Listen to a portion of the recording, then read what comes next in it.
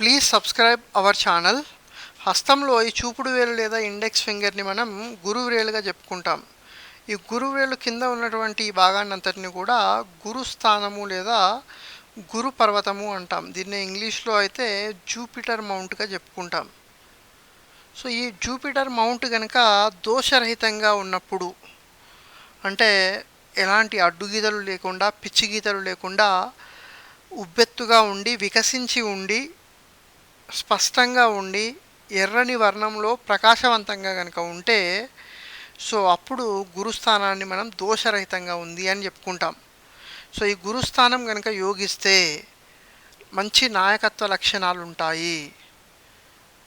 అదేవిధంగా మతము పట్ల విశ్వాసం ఉంటుంది, మతము పట్ల అభిమానం ఉంటుంది, మంచి అధికారాన్ని పొందడం జరుగుతుంది, పుత్ర సంతానాన్ని పొందడం జరుగుతుంది, సంతాన మూలక ఆనందాన్ని పొందడం జరుగుతుంది, కొద్దిగా అహంకారం అనేటువంటిది ఉంటుంది, రాజకీయాల్లో ఉంటారు, అపర చాణక్య స్వభావాన్ని కలిగి ఉంటారు, అహంకారం ఉంటుంది కొద్దిగా.